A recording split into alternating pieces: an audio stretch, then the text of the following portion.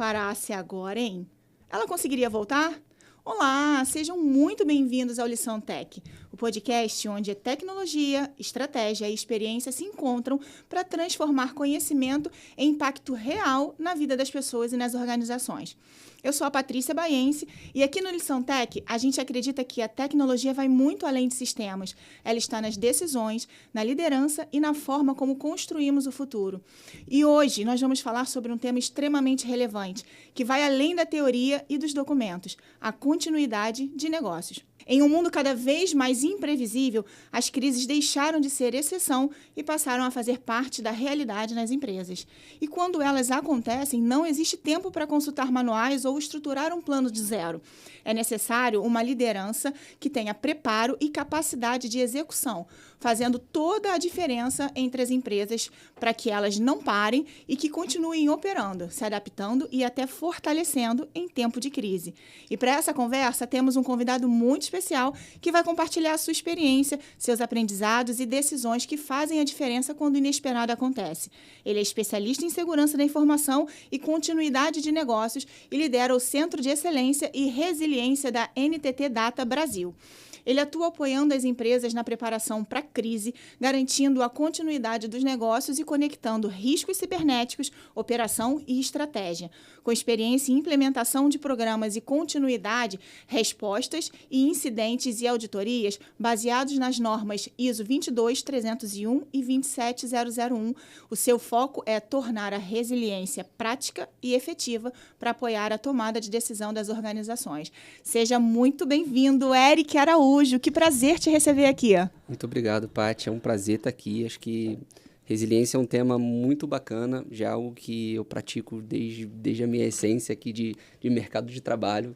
E é um super prazer estar aqui falando sobre continuidade de negócio, sobre gestão de crise. E acho que vai ser um tema muito interessante para a gente bater um papo. Com certeza. Um tema que nunca abordamos aqui. Como Legal. A gente conversou mais cedo, né? O Lição Tech sempre aí tentando trazer algo que a gente usa de fato e que vive, né, no dia a dia. E a gestão de crise é algo que a gente precisa abordar mais e nos aprofundarmos, né? Porque é algo que acontece, a gente não está preparado, né? E a gente tem que entender em que caminho que a gente segue. E eu conto muito com você aqui para nos auxiliar e auxiliar a todos que estão aqui nos assistindo. Então vamos lá. Preparado? Dá os 5 centavos de conhecimento que eu tenho. Boa, vamos lá. Olha aí, modesto ele. Eric, quando a gente fala de continuidade de negócio, na prática, o que muda em relação ao que está no papel? Bom, acho que um ponto importante para falar sobre continuidade é que vamos trazer um pouquinho do conceito, né? Que continuidade de negócio é a capacidade que as empresas têm de recuperar seus produtos e serviços ali, mesmo em momentos de disrupção. Sim. Então, o que muda do papel é exatamente isso, é o quanto a gente tem capacidade de recuperar de fato. Porque eu posso chegar e documentar alguma coisa que eu faço, eu vou pegar esse livro aqui, vou tirar esse livro daqui, vou colocar aquele livro ali. Mas na prática, como que eu faço isso? Então, acho que o que muda justamente é a operacionalização disso e tudo aquilo que suporta esse negócio. Então, acho que é um ponto muito importante da gente avaliar. Maravilha. E na sua experiência, qual é o maior erro das empresas quando estruturam plano de continuidade? Você acabou de falar, né, sobre o que de fato tem no papel e o que é o operacional, né? O que muda para as empresas quando elas vão estruturar um plano, né, que teoricamente está no papel, para que elas consigam colocar o mais adequado possível para a operação, no fato, se for preciso, né? Bom, vamos lá. Acho que aqui a gente tem um ponto muito legal, que eu gosto muito de comentar. Muita gente chega para as empresas, para a gente, ou para outras consultorias, e falar, eu preciso fazer um plano de continuidade de negócio. Simplesmente porque talvez um órgão regulador pediu, não sei, Banco Central, Anvisa, qualquer órgão regulador chegou, precisa ter um plano de continuidade de negócio. E nem todo mundo olha a essência desse processo. Legal. Acho que o ponto importante é definir o que é o plano de continuidade de negócio vai muito além do que simplesmente um plano. Existem processos anteriores ali que a gente precisa cumprir. Então, por exemplo, tem uma etapa que é legal, que muita gente negligencia, que é a análise de impacto. Então, você pode entender ali... todo mundo fala sobre BIA. O que é o BIA? A BIA não é a BIA do Bradesco, na verdade. A BIA ele é do termo inglês, que é o Business Impact Analysis. Então, assim, ele é um termo excelente dentro desse processo que a gente passa a entender o negócio. Então, a gente conhece as dores, conhece o tamanho... Eu falo que eu falo com as pessoas que quando a gente está fazendo BIA e etc., eu falo, aqui eu sou a pessoa das perguntas hipotéticas. Então, se o processo parar, se a tecnologia parar, se o fornecedor parar durante horas, durante quanto tempo, qual é o tamanho do problema que a gente pode ter? Então, nesse momento, a gente está entendendo o negócio, conhecendo as dores e conhecendo tudo aquilo que suporta esse processo ou suporta aquele negócio. Então, acho que esse é o primeiro ponto. Acho que a gente primeiro tem que, antes de começar a documentar um plano, para ficar ali o procedimento, etc., a gente tem que dar alguns passos atrás para poder entender o que de fato é importante para a empresa, quais são os aspectos mais críticos para ela. Boa. E depois a gente sabe o tamanho do problema, a gente sabe quais são os riscos que podem acontecer. Cenários mapeados. Os cenários mapeados. E aí, sim, agora que a gente já sabe o tamanho do problema, vamos priorizar. Ao invés de a gente chegar e falar, vamos fazer um plano de quantidade para tudo, imagina que eu tenho 100 processos, 50 produtos, um monte de coisa. Ao invés de eu fazer um plano para tudo isso, vamos olhar o que é mais importante, que eu sempre falo. Eu falo em todas as apresentações, todos os papos que eu converso, eu falo, vamos recuperar o que mais importa no menor tempo possível. Boa. E para a gente saber o que mais importa, a gente precisa dessa etapa de análise. Eu acho que esse é um ponto crucial para a gente, de fato, começar a documentar o que é um plano de continuidade. Maravilha. Eric, a gente sabe que muitas empresas têm planos, mas poucas estão preparadas. Por que isso acontece na sua visão? Conta pra gente. Vamos lá. Eu vou sempre falar sobre esse processo agora, vai sempre se conectar com isso, que é, beleza, eu documentei o plano. Ele pode estar o plano mais perfeito, mais bonitinho, tá com um formatinho legal, bem formatado, a regra de ABNT, etc. Tudo possível ali, com todo mundo envolvido, mas se eu não testo esse plano... Não simulo, se né? eu não simulo esse plano, eu não sei o que pode acontecer na prática. Ele pode estar muito bem documentado, mas na hora da crise acontecer, não adianta. Muito problema vai acontecer, muita coisa que não está prevista, muita coisa que não está mapeada.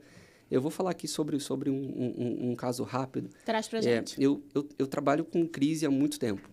E quando eu tinha saído desse universo de consultoria e voltei para o universo de cliente, etc., a gente tinha feito um treinamento de gestão de crise e com uma pessoa que eu sou muito fã, que é a Ana Flávia. Um beijo, Ana Flávia. Um beijo, Ana Flávia. E eu já tenho muita experiência sobre isso e a gente fez um treinamento e a gente fez uma simulação de crise, onde a gente separava grupos e era bem prático, assim, separava grupos e tinha os cenários. A gente tinha que levantar as informações do incidente, levantar as informações das questões e eu fui definido como porta-voz. Nossa, eu gosto de falar. Eu sei me comunicar, eu sei reagir. Tem jogo de cintura. Tem um pouco de jogo de cintura. E aí, se acontecesse alguma coisa, já estava preparado. Não, a Ana Flávia não vai me pegar. Você estava super seguro, né? Estava super seguro, já faço isso há muito tempo. E aí, ela interpretou um papel ali de mídia, de jornal, etc. E começou a fazer perguntas e me direcionando para um caminho que ela já estava um pouco maliciosa ali para poder, por exemplo... eu não tinha informações do incidente, não consegui coletar tempo porque a gente não tinha informação. E eu fui gerando, por exemplo, a gente não vai se comunicar sobre esse sentido. E aí, sei lá, era um evento de vida de pessoas. Então, as pessoas... Aí ela retrucava assim, as pessoas estão morrendo, então você não vai se comunicar por isso. E na hora eu gelei, falei, e agora? Então, isso leva muito... Ela foi em algo que não tinha sido mapeado. Que não estava mapeado. Ela sabia disso. Te desestruturou. E conseguiu. E na hora eu fiquei nervosíssimo. O que eu vou fazer agora que eu não tenho as informações para a mídia? Então, é justamente isso. O plano ele pode estar muito bem documentado, mas se a gente não exercitar... acho que a simulação é o momento da gente identificar problema. Sim. É o momento para a gente errar. Então, esse era o momento de eu errar na comunicação. E se acontecesse na prática ali? Sim. Eu não poderia errar isso por uma comunicação... eu estou falando de vida de pessoas, que acho que é o ponto crucial da continuidade do negócio. Certeza. Acho que o primeiro ponto é a vida da pessoa, depois a redução de impacto, tudo aquilo que a gente acaba falando sempre. Mas se a gente não simular, se a gente não exercitar, a gente não vai saber, a gente não vai ter a possibilidade de errar, entendeu? Adorei o case vivido. Legal. E traz a Ana Flávia aqui, para falar aqui também no Lição Tech. Ana Flávia, está aqui o convite, hein? Pode vir aqui para o Lição Tech. Eric, me diz... Você já vivenciou uma situação em que o plano definido não funcionou como vocês esperavam, né? Por exemplo, estava lá, o papel estava super bem definido e na hora, não numa simulação, mas no fato real, não deu certo. No fato real, existem cenários, existem possibilidades disso acontecer, sim. Como eu falei, se a simulação é o momento da gente errar. Então, pode ser que, de fato, aconteça alguma coisa de, talvez, um procedimento não está coberto. E já aconteceu, de fato. E o que a gente faz nessa situação? Chora. Nessa situação, a gente precisa do papel da liderança. Tira da tomada. Meu amigo Henrico aqui, ó. Um beijo pra você também. Se ele estivesse aqui, ele falaria facilmente, certamente. Tira da tomada. O que a gente faz no momento em que a gente sabe que a gente tem ali, né, um plano definido, mas esse plano, por algum motivo, não atende aquela crise de fato? O tirar da tomada pode ser uma estratégia, sim. De fato, com certeza pode ser uma estratégia. Como, por exemplo, não se comunicar pode ser uma estratégia. São tomadas de decisão que a gente precisa ter. Vai de caso a caso, né? Vai de caso a caso. Acho que são cenários e cenários.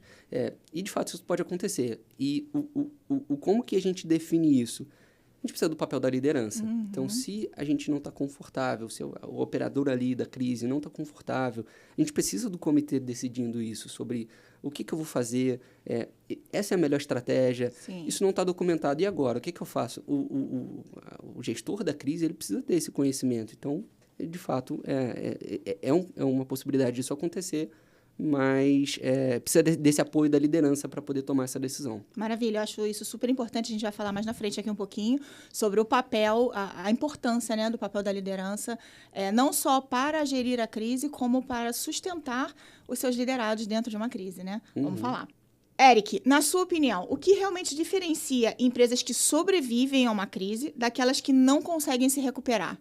Porque tem esses dois cenários, né? Aqui passou por uma crise que não se recuperou, e aquela que passou conseguiu superar e trabalha, né, o que foi identificado dentro dessa crise como um plano de continuidade de melhorias, né? Me fala. Bom, acho que a resposta está muito dentro da pergunta. Acho que é justamente isso. A empresa não conseguiu se recuperar. Você não conseguiu sobreviver. Então, quando as empresas têm os processos muito bem documentados, os processos robustos, são testados, etc., e a gente tem um cenário que isso pode acontecer, e você consegue recuperar, consegue demonstrar para o mercado isso, quando você demonstra para o mercado sua capacidade de recuperação, sua capacidade de reestruturação no momento de crise, isso fortalece a marca. Você minimiza o impacto, você protege as pessoas, e quanto mais a sua marca sai fortalecida mediante de uma crise, assim, mais investimento você pode ter, você pode ter mais um monte de aspecto envolvido que vem com o ônus disso, né? Então, você tem redução de seguro, você tem um monte de questão que é envolvida dentro do plano de continuidade efetivo na prática, né? Porque quando você vai avaliar seguro, as empresas avaliam também isso na prática, como é que funciona. Então, assim, você só tem benefícios. E a resposta está justamente isso. As empresas conseguem sobreviver, saem fortalecidas, e as empresas que não conseguem sobreviver, elas não sobreviveram. Então, acho que o ponto principal é esse. Bacana. E olhando a realidade nua e crua das crises, do cenário de crises que a gente já conhece, né? Qual é o papel, e aí falando da liderança, né? Que a liderança precisa exercer quando a crise realmente acontece. E aí é muito na visão de se estruturar como gestor, né, de crise, e de amparar a sua equipe, e não só a equipe, mas a empresa como um todo, num momento de crise. Exato. Acho que aí entra num ponto que a gente já comentou, né? O papel da liderança dentro da crise, ela não é só um papel técnico. Para você ser o líder de alguma coisa, não estou falando só de tecnologia, para você ser líder desse lado, uma área de finanças, você precisa ter o conhecimento financeiro, você precisa ter passado pelos steps até você chegar a uma liderança. Então, o conhecimento técnico você já tem. Sim. Então, a liderança dentro da gestão de crise, ela é justamente isso.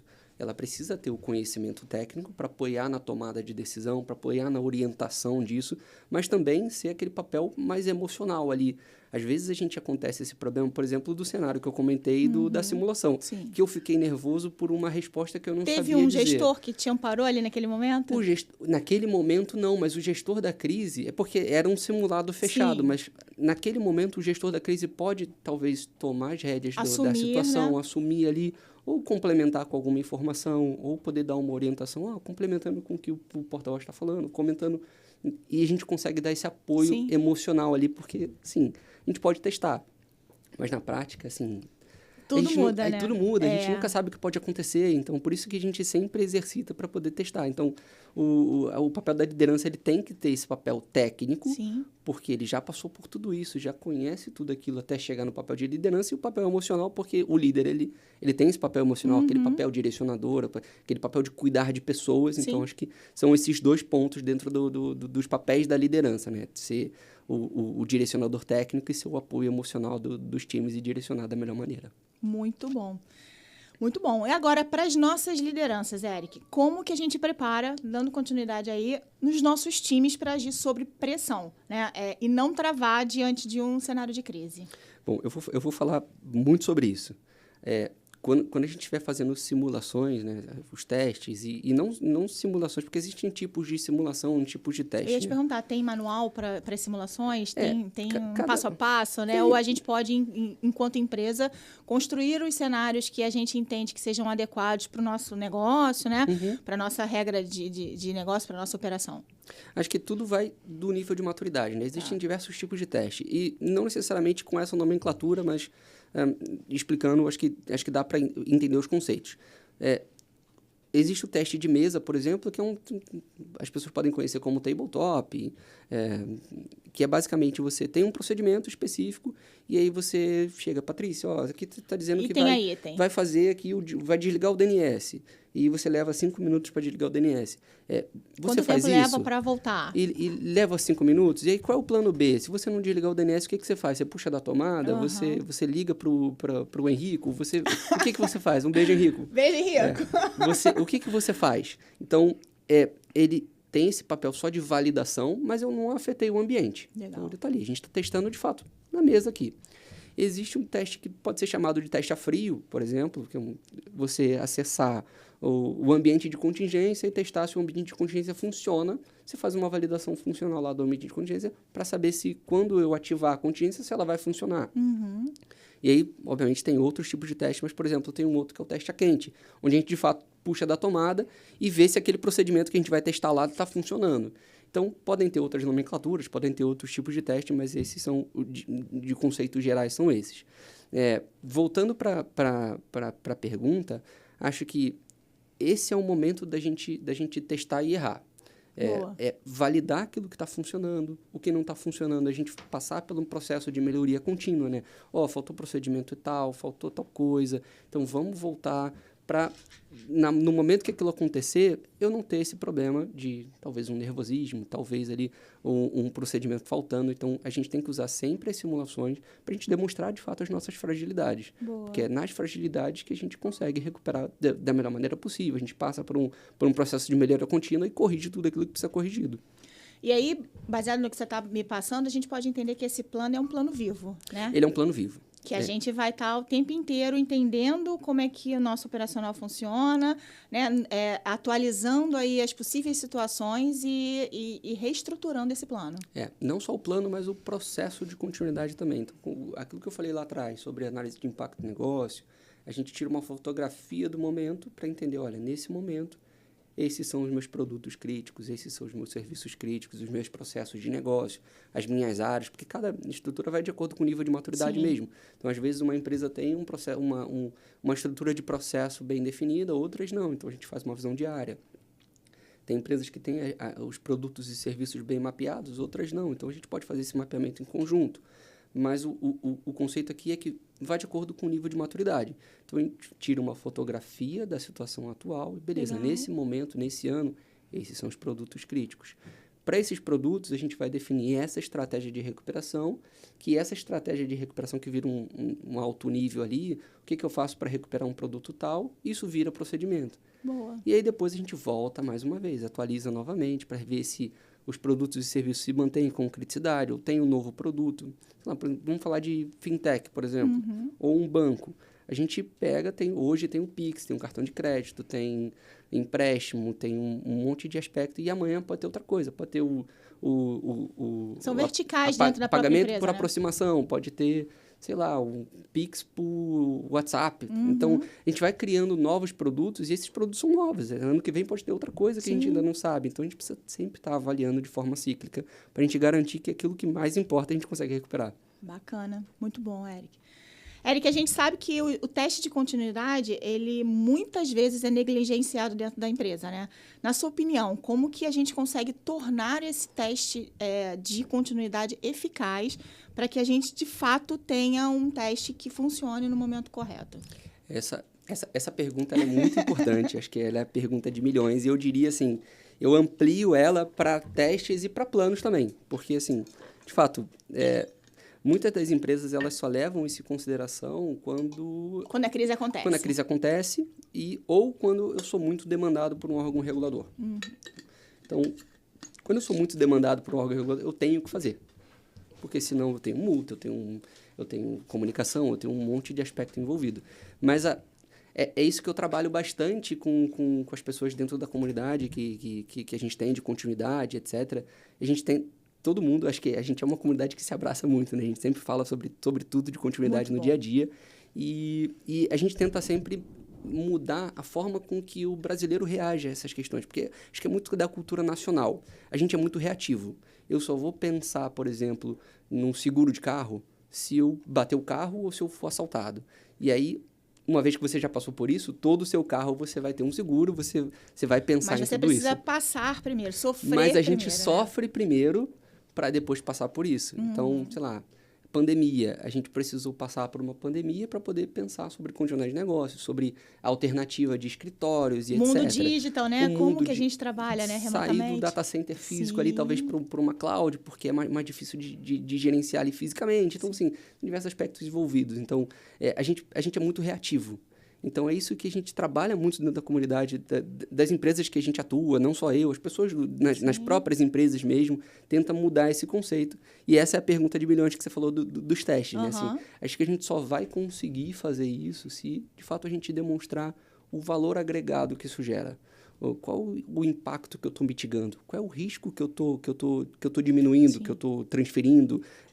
Enfim, tratamento desse risco. Então, quando a gente demonstra impacto, o risco associado e como que a gente consegue recuperar, acho que a gente vai aumentando um passinho de cada vez o nível de maturidade, e a gente demonstrando aquilo que eu falei, começa pelo teste de mesa. Gradativo, né? Vamos evoluir daqui para um teste em ambiente controlado, vamos depois para fazer um teste real, a gente vai evoluindo, e acho que a evolução responde um pouco dessa pergunta, um passo de cada vez, mas com o objetivo da gente garantir mais maturidade no processo. Maravilha, muito bom, Eric. E para você, na prática, quais são as áreas das empresas que costumam ser mais vulneráveis? Na sua experiência aí que você já vivenciou até hoje. Bom, aí depende muito. Eu não diria que existe uma área específica que tenha um pouco mais de fragilidade, ou negócio que tenha um pouco mais de fragilidade. Eu acho que depende do risco que a gente está associado. Por exemplo, você acha que diretoria conta muito com o aumento do risco? Conta. E eu acho que é justamente isso. A gente tem que olhar menos as áreas específicas com o risco associado que aquilo tem, ou a dependência que a gente tem de algum aspecto. Por exemplo, vamos falar de dependência sistêmica, ou dependência de terceiro. Vamos lá. Que é um ponto muito importante. Sim. Hoje, quando a gente fala de segurança, eu digo que assim, os principais aspectos talvez de segurança... seja o mais crítico, né? Terceiros é um dos mais críticos e gestão de identidade é um dos mais críticos, porque é ali que talvez a gente tenha a primeira brecha. Sim. O terceiro, porque talvez não tenha o mesmo aspecto de segurança que a gente tem, e a identidade, porque o ponto mais frágil é a pessoa. Claro. A pessoa pode cair num phishing, a gente pode pegar numa dor de uma engenharia social. Então, a gente não controla as ações das pessoas. Então, né? eu diria terceiro, porque pode ter mais fragilidade do que o nosso ambiente principal. Sim. E a identidade, porque pessoas acabam sendo um elo mais fraco pelas questões pessoais mesmo. Desculpa, pode voltar a pergunta rapidinho? Vamos lá. Na prática, quais as áreas da empresa costumam ser mais vulneráveis e por quê? E aí eu diria justamente isso. Menos por áreas e mais pelos pilares ali de dependências. Ou dependência de terceiro, ou riscos não associados à identidade de pessoas, que pode gerar fragilidade, pode gerar brechas, e essas brechas podem ser exploradas e gerar indisponibilidades, interrupções, ransomware, por exemplo. Sim, então, acho que com certeza. Esse é o ponto principal. A gente precisa demonstrar mais isso. Muito bom, bacana. E como que você entende que seria o melhor modo de equilibrar investimento em prevenção versus a reação?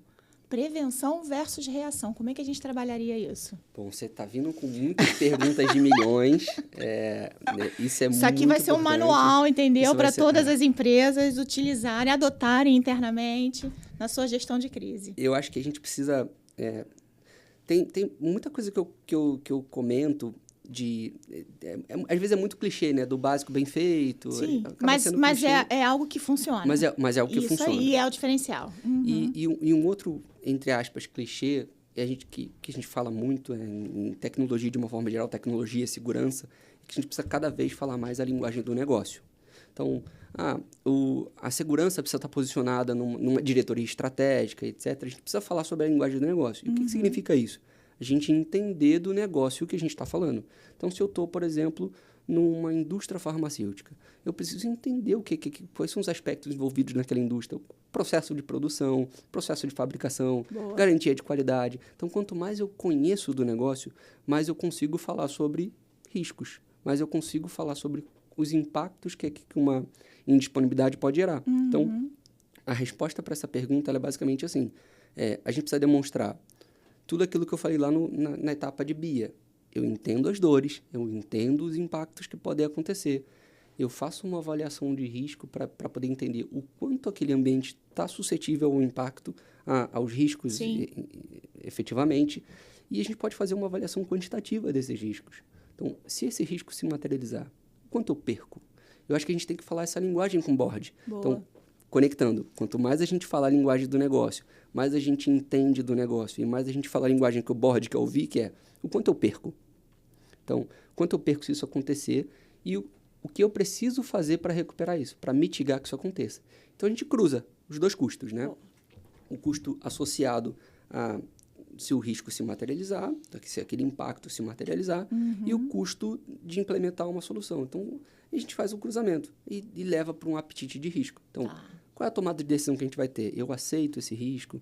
Eu mitigo esse risco com a estratégia que você está me oferecendo ali? Pode sair um novo plano. Pode ser um novo plano, Exatamente. Pode sair um novo projeto. Eu posso ter que fazer uma implementação de uma infraestrutura muito mais robusta. Para mitigar esse risco. Para mitigar esse risco, fazer uma topologia de backup mais agressiva.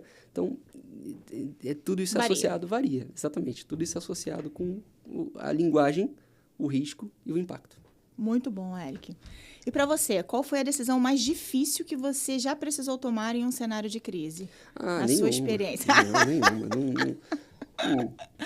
Não, pode abrir o coração, fala a verdade. Nunca precisei, acho que é um ponto que ninguém passa por isso. A gente não tem, só tem problema na Suíça. Aqui a gente está super tranquilo.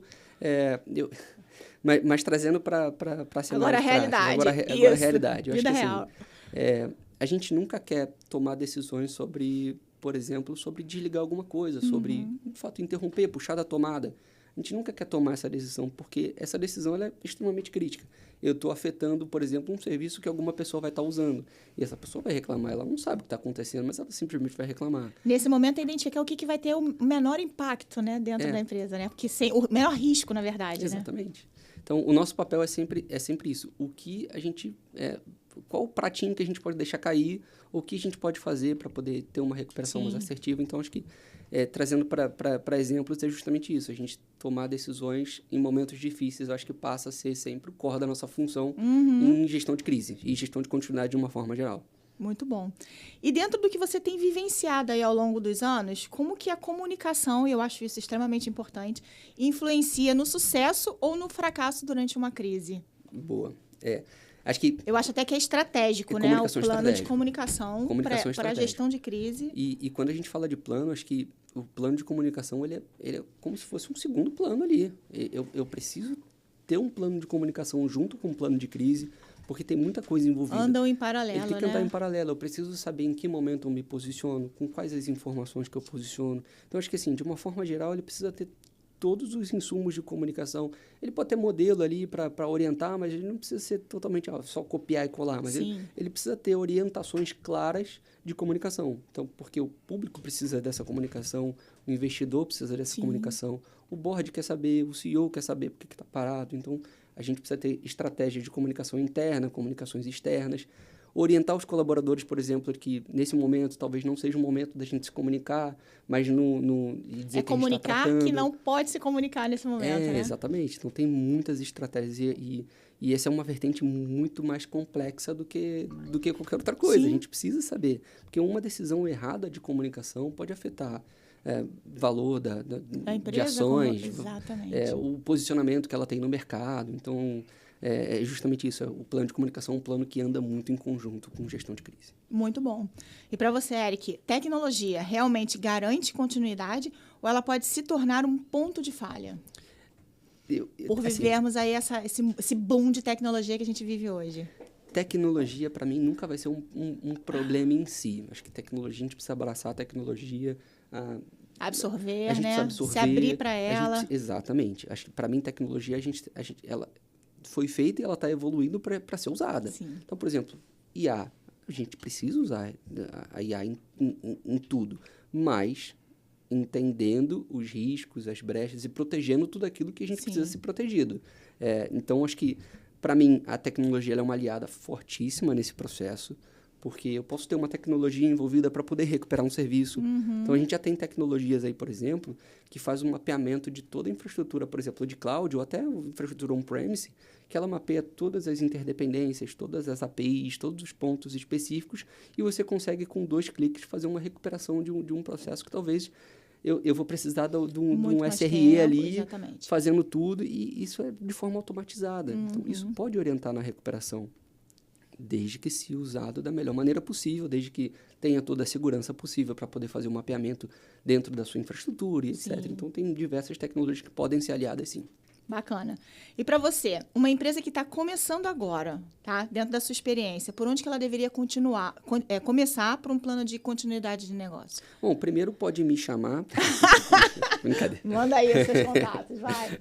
Não, acho que o ponto interessante é assim, o processo de continuidade é um processo evolutivo, né? E contínuo, na verdade. Deixa eu te interromper. Muda para o tipo de negócio, por exemplo, uma fintech é um plano diferenciado ou a gente pode dizer que ele é um plano, uma receita de bolo que serve para todas, que tem que ser adaptada de acordo com o tipo de empresa, com o modelo de negócio? Ou não? Ou cada uma é uma e a identidade visual de cada empresa não tem como ser utilizada, replicada. Não existe uma máscara, né? Não existe uma máscara. Assim, a ISO 22350 ela vai dar orientações dos processos. Então, por exemplo, o que eu tenho que fazer numa análise de impacto? São recomendações, né? São recomendações. Eu tenho que fazer isso. Recomendações não, são requisitos que a gente deve fazer. Boa. Mas ela não diz especificamente para instituição financeira faz dessa forma, para farmacêutica faz dessa forma, para, sei lá... Ela não setoriza, para telecomunicações, né? e mídia. Então, ela tem uma orientação prática daquilo que deve ter em cada etapa. Dentro da etapa de análise de impacto, você tem que fazer o mapeamento dos produtos e serviços, dos processos, etc., interdependências. Ela fala sobre tudo que você deve ter dentro das regulamentações da norma. Okay. Mas não existe um white label específico para plano de continuidade. Existe uma definição de práticas. Boa. Então, eu posso definir um plano para uma instituição financeira que ela vai ser orientada mais para produto. Eu posso ter um plano que ele é mais orientado para processos de negócio. Então, sim, tudo muda e é o que eu falei. O começo começa por entender o que a gente tem e quais são os problemas que a gente tem. A gente primeiro tem que conhecer o negócio. A realidade da empresa, A realidade da empresa. E depois a gente, conheço do negócio, sei dos impactos, sei dos riscos. Se isso acontecer de fato, o que eu faço? Então, antes de documentar um plano em si, vamos definir o que eu faço ainda. Então, o alto nível. Eu preciso desligar da tomada. Mas como que eu faço para desligar da tomada? Eu tenho que levantar da cadeira, eu tenho que chegar até a tomada, eu tenho que puxar ela, depois eu tenho que deixar ela no cantinho para quando eu ligar...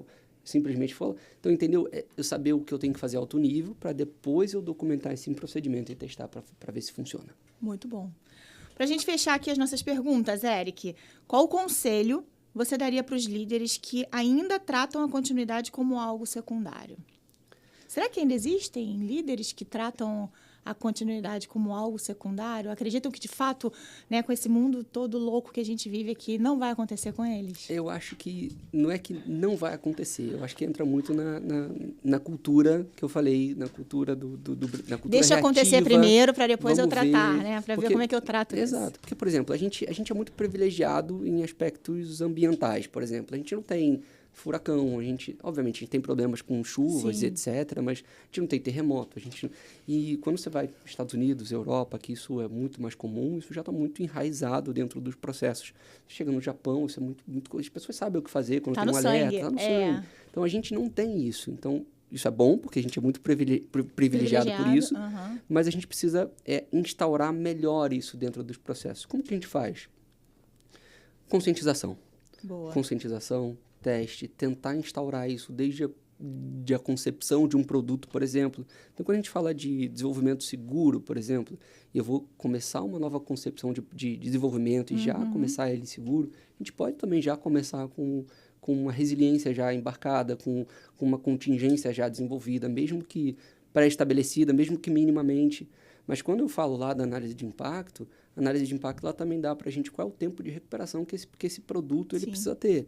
Então, a gente pode fazer uma coisa menor, um pouco mais enxuta ali para poder entender quanto tempo que ela pode parar e a gente já começar aí com uma concepção já de resiliência desde o início do produto. Acho que é o que eu falei, é conscientização e bater na tecla sempre ali sobre o processo. Acho que não tem Muito como. bom. É isso. A gente terminou aqui as nossas perguntas e a gente entra agora no nosso momento bate-bola, Tá. que é quando eu vou falar uma coisa muito rápida aqui para você e você me responde também com uma outra coisa muito rápida. Eu tenho um problema com bate-bola, tá? Por quê? Eu não consigo... eu consigo responder, mas eu gosto de explicar, Contextualizar, né? Eu gosto fica de contextualizar, tranquilo, mas, sem mas problema. vamos aí, Vamos lá. Estamos para isso. Preparado? Preparadíssimo. Respira. Continuidade de negócio em uma palavra. Resiliência. Eu acho que essa é perfeita. Não tem como. Essa estava fácil para mim. Tava fácil, mas vai piorar. Maior risco invisível nas empresas hoje. Essa já está mais difícil, eu já pensaria em dois. Então, Contextualiza, vai. gestão de terceiros e gestão de identidade. Boa. Plano perfeito ou equipe preparada? Plano perfeito Com uma equipe preparada. com uma equipe preparada. Eu ia falar assim, será que existe um plano perfeito sem ter uma equipe preparada?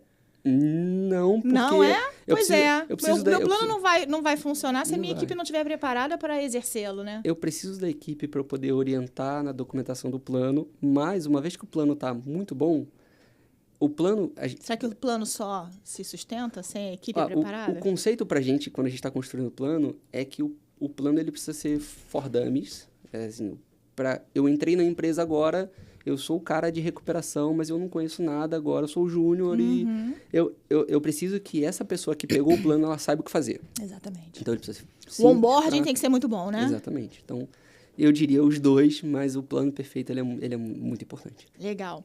Teste ou teoria? Teste, com certeza. É no teste que a gente amadurece a É teoria, no teste que a gente amadurece, é no teste que a gente identifica problema, é no teste que a gente pode errar. né? Boa. Então, teste.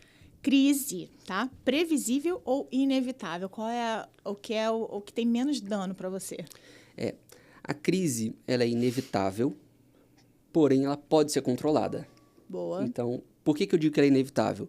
Porque por mais que a gente construa plano para diversos cenários de crise, pode ser que tenha uma pandemia no meio que a gente não estava mapeando. Exatamente. Pode ser que eu tenha um problema de uma infraestrutura de tecnologia que afetou todos os computadores ali, por exemplo, o CrowdStrike da vida. Sim. Então, ela é inevitável, porque pode acontecer de cenários que não estão mapeados, mas ela pode ser controlada se a gente tiver uma orientação de resposta clara, se a gente tiver testado todo esse processo e se a gente tiver as pessoas capacitadas para isso. Muito bom. Liderança em crise é mais técnica ou emocional? Ambos. Eu comentei que precisa ser os dois. A liderança precisa ter o conhecimento técnico, mas ela também precisa ser emocional para poder dar o direcionamento, para poder acabar com os nervosismos ali, poder ter uma orientação clara de resposta. Muito Então, bom eu diria isso. que ambos. Legal. Um erro comum que você sempre vê acontecer, Eu acho que se repete. que Passam se os anos, mas repete. eles continuam acontecendo nas empresas. Eu acho que é criar planos Sem testar? Por obrigação. Ok, só para cumprir a norma. Só para cumprir a norma. Eu vou fazer um plano aqui, o que o plano precisa ter, eu vou lá, pesquiso na internet, o plano tem que ter isso, a gente pega e faz o plano, e na prática esse plano não funciona. Boa. Cumprir só, fazer o meu plano de gaveta ali, que é o Boa. que a gente costuma falar. É isso.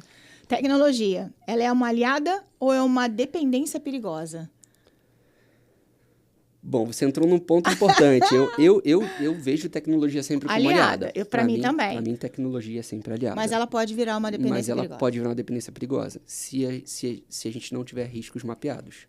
E aí pode ser uma brecha extremamente crítica, Boa. mas para mim aliada, sendo monitorada com muita cautela. Isso aí. Uma prioridade que nunca pode faltar dentro das empresas.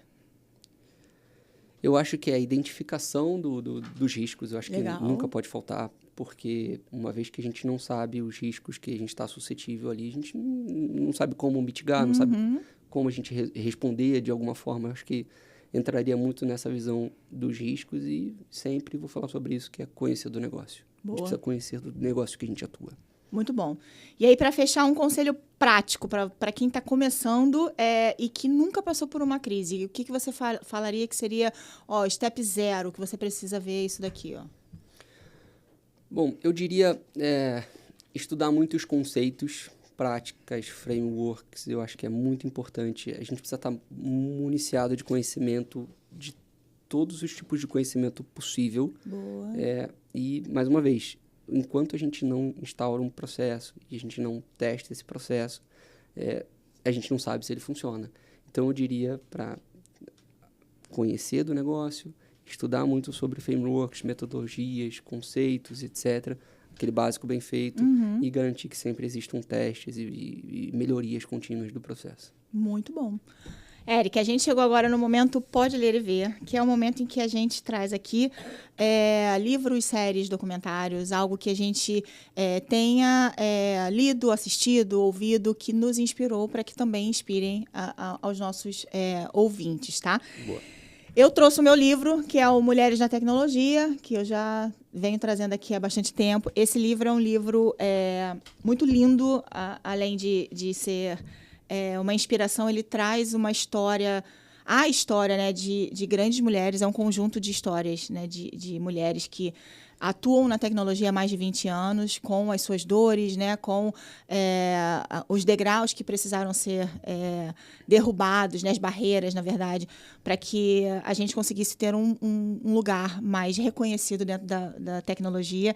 Eu participo do livro, eu tive aí esse privilégio de estar com essas mulheres. Então, assim, não deixem de ler. É um livro que inspira não somente as mulheres, mas os homens também, porque eu acho que vale a pena os homens, né, também entenderem um pouco do que é a nossa dor e talvez a gente, com isso, consiga aí ter um mundo mais igualitário dentro da tecnologia entre homens e mulheres. Então, Mulheres na Tecnologia, leiam, tragam para a gente também o que vocês entendem dentro dessa mensagem que a gente está passando, porque tem um livro de mulheres da tecnologia saindo aí praticamente a quase todo ano. São muitas mulheres na tecnologia, a gente, graças a Deus, tem crescido bastante e isso ajuda aqui para que a gente também continue com essa construção desse elo das mulheres dentro do mundo tão masculino que é a tecnologia. Me conta o que você trouxe para a gente. Bom, eu primeiro, antes de trazer um pouco desse livro aqui, eu queria comentar sobre um outro livro que eu não tive a oportunidade de trazer, acabei emprestando ele. Conta, diga. Depois eu vou cobrar, mas o primeiro livro que eu li sobre continuidade de negócio, que é o Guia de Plano de Continuidade, que é do Fernando Marinho. Fernando Marinho, infelizmente, já não está mais entre nós, mas Fernando Marinho ele foi um grande mentor para mim dentro desse processo. Acho que aprendi muita coisa com o Fernando ao longo disso, ao longo da minha jornada, e queria comentar um pouco sobre esse livro. Por favor. Mas eu trouxe também aqui o Resiliência Cibernética. Domine estratégias de segurança e inteligências artificiais generativas. Esse livro eu comecei a ler agora. Não, né? Já tem um ano que eu já terminei esse livro, né? Sim. Mas é recente. É recente. Eu comprei esse livro, assim, muito de forma aleatória. Eu estava no Mindsec e passei pela parte de venda de livros e eu olhei, Pô, resiliência cibernética. Resiliência é a sua palavra, né? Então, isso chamou sua atenção. Eu falei, olha, eu acho que tem coisa aí. Então, esse livro ele é muito interessante. Ele dá muitas orientações ali. Ele vai um pouco além da continuidade de negócio, ele vai mais sobre o âmbito de segurança, sobre resposta a incidente, fala muito sobre frameworks e dá orientações claras ali de como a gente consegue recuperar serviços de forma a responder incidentes. Então, ele é muito interessante. Ele é um guia um pouco mais técnico do que o que eu comentei do Fernando Marinho, que ele é mais orientação sobre o processo de continuidade de uma forma geral. Então, esse tem uma orientação mais clara para recuperação em incidentes de segurança, mas ele é muito importante, acho que é uma leitura muito boa, muito fácil de se ler. Legal, acho que isso é importante. São temas, assim, que pra gente que está mais técnico no ambiente ali, já conhece e tal. Então, fica gostoso de você ler, sabe? Você vê que você está falando com 3 pessoas ali que entendem muito do assunto. Bacana. E tem muito para agregar. Então, acho que isso é muito legal. E para falar aproveitar o espaço para falar de uma série, acho que Zero Day, acho que da Netflix, é uma série muito, muito bacana, que fala sobre gestão de crise de uma forma geral. Acho que o conceito dela é gestão de crise. É muito boa, realmente. Então, recomendaria essa série para poder ver e entender um pouco do que a gente pode passar ali, né, num cenário de incidente. Muito bom. O livro, os nossos livros aqui estarão no nosso episódio. A gente vai colocar registrado para quem tiver interesse, tá? Agora, antes da gente finalizar, eu queria que você me contasse um pouco sobre o grupo. Esse grupo que tem aí crescido a cada dia e trazido aí mais comunidades tecnológicas. Me conta um pouco sobre ele, me fala do nome, compartilha aqui com a gente para que todos saibam e que possam também fazer parte desse grupo. Legal. Bom, obrigado pelo espaço. A gente criou, fui um dos fundadores da Resilience Hub. Acho que a Resilience Hub é uma comunidade de profissionais de continuidade de negócio, gestão de crise, risco cibernético. Então, assim, hoje a gente é uma comunidade Latinoamérica. Então, a gente tem aí desde a Argentina até o México. Muito então, legal. A gente está presente em praticamente todos os países da América Latina e América Central, de uma forma geral. Aqui no Brasil, a gente tem uma presença muito forte em mais de 13 estados ali, com pessoas específicas, com todas as empresas que você possa imaginar, tem todos os níveis de profissionais. É aberto, todo mundo fala? É aberto, todo mundo fala, Bacana. todo mundo pode entrar nessa comunidade, não tem uma restrição específica, a gente não fica moderando conteúdo nem nada. Obviamente tem as regras do grupo, Sim. etc., mas assim, a gente não fica moderando nada. O conceito desse grupo surgiu para a gente conectar pessoas com outras pessoas. Bacana. Às vezes eu que sou da prática de consultoria, eu pesquiso muito, eu vejo muito benchmark, eu tenho acesso a muitas coisas que talvez uma pessoa que está numa empresa que a gente chama que é empresa cliente, talvez essas pessoas não tenham e só aproveitam desse benchmark quando estão em evento. Então, às vezes a gente precisa... Cara, como é que o Eric faz o plano lá na empresa dele? Como é que a Patrícia faz lá? Então, a gente queria conectar pessoas. Sim. Então, a gente, com esse grupo, conseguiu fazer isso. A gente tem uma prática ali de debates diários. A gente está sempre se comunicando, sempre pedindo ajuda, Legal. orientações. Eu quero implementar um sistema para continuidade de negócio. Qual o sistema que você usa? O que a gente faz? Quais foram as dores que vocês tiveram? Então, a gente sempre usa debates diários. A gente já faz grupos de trabalho, rodas de conversa. Então, vamos falar sobre um tema específico? Beleza, vamos falar sobre um tema específico. A gente abre uma rodada. A gente já teve, por exemplo, teve um dia que a gente foi fazer um evento. A gente fez um evento virtual e a gente chamou a gestora de resiliência do Itaú, tinha o gestor do Banco do Brasil, tinha o cara da Stone. Olha, muito legal. E eu como mediador, ou às vezes o cofundador também, o Hugo, como mediador também. A gente sempre se divide ali nas interações, então a gente participa dos eventos. Um outro tema legal que a gente, ano passado, em parceria com uma outra empresa de consultoria, a gente fez o primeiro evento nosso presencial, que foi o Resilience Summit. O conceito dele foi ser inicialmente em São Paulo. A gente fez o primeiro evento no ano passado em São Paulo, foi bem legal. Com um grupo menor, mas esse ano a gente vai fazer no final do ano, em novembro. No Rio. No Rio. Legal. Vão ser 2 dias de evento, vai ser Bacana. extremamente bacana. A gente estamos trabalhando na comissão de organização ali das trilhas de evento. A gente sempre coloca uma trilha específica para mulheres, por exemplo, para falar sobre mulheres na liderança, mulheres na resiliência, como que foi a sua atuação dentro desse processo. Então, acho que é bem interessante. Bacana. as principais líderes que eu tive de continuidade, que me orientaram 100% na minha carreira, grande maioria, mulheres, e tem muito a ensinar para a gente sobre o conceito de resiliência. Sim, com certeza. Sobre a própria resiliência pessoal da vida, e etc. Isso ajuda muito. Então, esse evento vai ser em novembro, a gente ainda está discutindo datas, está discutindo locais, mas vão ser 2 dias específicos aqui, então está sendo bem interessante. Estamos fazendo uma trilha muito legal. Espero depois contar com vocês ali para apoio. Com certeza. Pode contar com Lição Tech. Não, com certeza. Então, essa é a comunidade. Então, a gente está sempre discutindo, sempre debatendo sobre diversos assuntos relacionados à continuidade, crise, etc. E sempre se ajudando da melhor maneira possível. Então, é sempre conectar pessoas com outras pessoas, com empresas com outras empresas, e totalmente sem fins lucrativos. É só para a gente se ajudar mesmo. Maravilha. A gente vai colocar também, tá, pessoal? O nome certinho do grupo, para que vocês possam também acessar e quem tiver interesse, fazer parte dessa comunidade aí que só cresce a cada dia, né? Perfeito. Muito obrigado. Muito bom, Eric. Eric, eu queria te agradecer, a gente chegou no final. Passa rápido, né? Tá vendo? Nossa, passa muito rápido. Parece que você acabou de chegar aqui, né? E isso para mim é muito gostoso, porque não fica caracterizado como um trabalho, sabe? É algo que... E eu sempre falo quando o convidado senta, fica tranquilo porque é um papo. Né? Então, assim, o nosso papo foi muito agradável. Eu sou eternamente grata aqui ao Sérgio. Sérgio, um beijo para você. Um beijo para você, meu amigo. Ele que trouxe, né, que me indicou você. E essa tem sido uma dinâmica muito saudável aqui do Lição Tech, né? Normalmente, os convidados que eu trago acabam se sentindo tão confortáveis e gostando tanto da dinâmica que indicam outras pessoas. E isso tem se estendido. E eu queria muito agradecer a sua disponibilidade, assim como o Sérgio. O Sérgio foi, assim, uma das pessoas que talvez tenha me dado o retorno mais rápido possível. Você também foi a nossa troca em relação à pauta, ao dia. Foi tudo muito tranquilo, foi tudo muito saudável. Talvez porque você tem esse viés aí da gestão de crise, entendeu? Provavelmente. Certamente, com certeza. Então, assim, muito obrigada. Eu... com certeza adquiri muito conhecimento em relação à gestão de crise, a plano de continuidade. Acredito certamente que todo mundo que está assistindo a gente também vai conseguir absorver e se inspirar em tudo que a gente falou.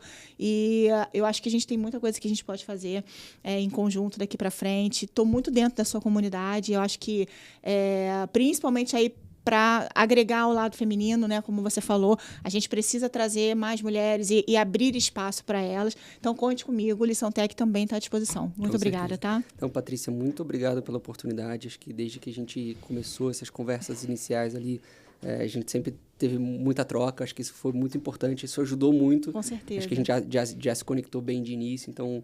O que tornou essa conversa leve. Então, eu já gosto de falar de resiliência, de continuidade, de qualquer forma. Eu posso falar isso de qualquer lugar, o dia inteiro. Uhum. E isso já é um assunto muito, muito bacana para mim, mas dividir isso aqui com você, acho que foi muito importante para mim. Obrigado pelo espaço, obrigado pela oportunidade. E conta com a gente também para poder participar, indicar outras pessoas, estar junto como apoiador. Então, acho que esse é o grande papel que é a comunidade Resiliência Hub, é ajudar as pessoas e ajudar a se conectar da melhor maneira possível. Então, muito obrigado. Obrigado eu. Que conversa incrível que a gente teve aqui hoje, hein? Aqui no nosso papo ficou muito claro que a continuidade de negócios não é sobre planos ou processos, é sobre pessoas, decisões e no estar preparado para o inesperado. Porque no momento em que tudo para, não é o documento que responde, são as pessoas, a liderança e tudo aquilo que foi construído antes da crise acontecer. E para você que está aqui com a gente assistindo o nosso episódio, se ele fez sentido para você, compartilhe com alguém que precisa ouvir essa mensagem. E não se esqueça de seguir o Lição Tech, porque aqui a gente acredita que a tecnologia faz sentido quando gera impacto real na vida das pessoas. Eu sou a Patrícia Baiense, obrigada pela sua companhia, fiquem com Deus, um grande beijo e até o próximo Lição Tech. Um beijo!